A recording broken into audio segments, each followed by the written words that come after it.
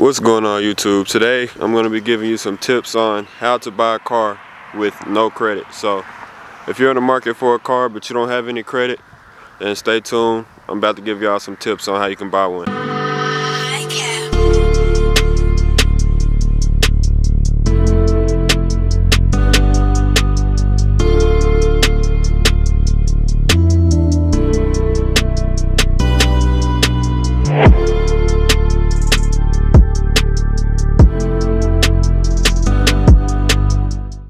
Alright, so before I get into the video, welcome to my YouTube channel.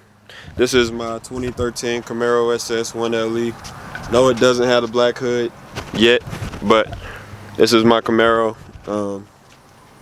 I also have a 2004 Infiniti G35 sedan, and on this car there's long tube headers, cold air intake, full exhaust. That's about it for that. But I just wanted to go over some tips on how you can get a car with no credit, because I bought this car with no credit. So first thing I'm going to say is, one, get a cosigner. If you can do that, then that's going to be the easiest option for you. So if you can get a cosigner, do that. It'll save you tons of time in that process. If not, then I'm going to take you down the route of things that you can do, which is what I did. So number one thing is gonna be for you to know, one, your price range. So identify a price range of cars that you're looking in, and also on top of that, know what you want your monthly payments to be. So make sure that you have a price range and know what your monthly payments are going to be. Those are two of the most important things, because your interest rate and all of that is going to be high if you don't have a cosigner. So you want to make sure that those are some things that you have already thought about when you go to the dealership looking for your car. The second thing I'm going to say that's very important when you're going to buy your car with no credit is to work with large dealerships. So the first one was two things, but those both go hand in hand, so I included them in one. But the second thing is going to be to work with large dealerships. You might ask, why not work with a smaller one? Well, honestly, at larger dealerships, they deal with the higher volume of cars, they sell a higher volume of cars, they deal with more lenders. So with that being said, they have more leverage with those lenders that they deal with on getting people approved that may not have credit or the best credit. So if you want a higher chance of getting approved, just go to a larger dealership. They have more pull with lenders in most cases, and it's just as simple as that. So yeah, deal with a larger dealership if it's your first time buying a car and you have no credit.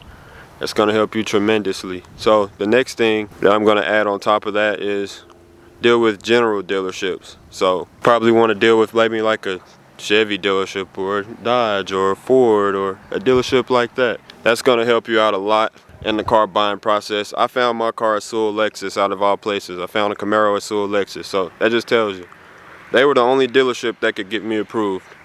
And before that, I went to about 4 or 5 other private dealers, and none of them had got me approved. So first time going to a big dealership, I got approved, and I had no credit history before I bought this car. That just shows you that dealing with a larger dealership can help you out a lot.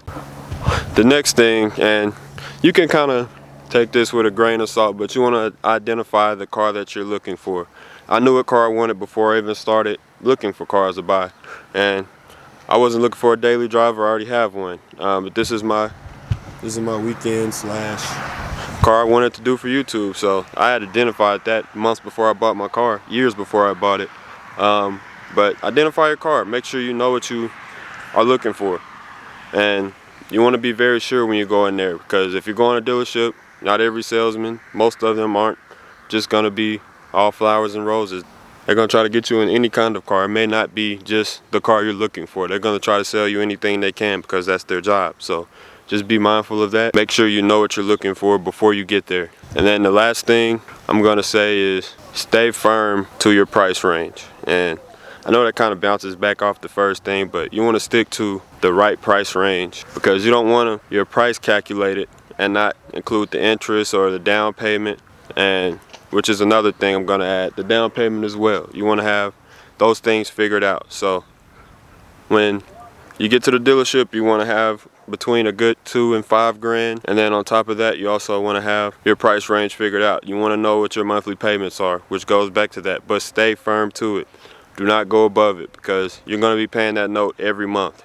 So if you're buying your first car, you may want something that's out of your price range, but that's not going to be best for you, because again, you're going to have to pay that every month. So make sure you can afford it, and make sure that you stay firm to that price range. And remember, there are multiple dealerships out there. If you can't go to one, you can go to plenty other.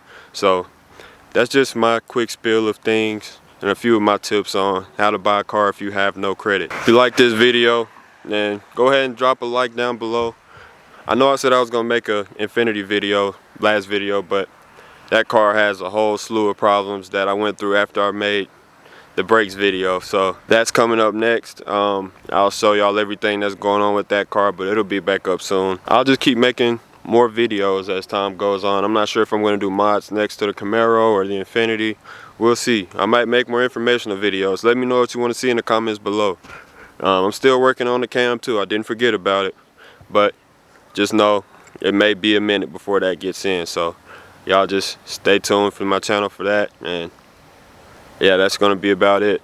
I may do a garage update video on my plans for the future. I'm just giving y'all the forecast for the next probably few weeks, maybe a week or two, but we'll see what goes on. A lot of things for me happen out of the blue, but yeah, that's gonna be about it for this video. So if you like the video, then go ahead and drop a like.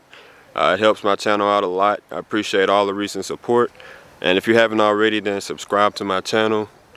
I will be uploading as frequently as I can. Got a few things in the works right now. But if you want to see more Camaro and Infiniti content, go ahead and click that subscribe button.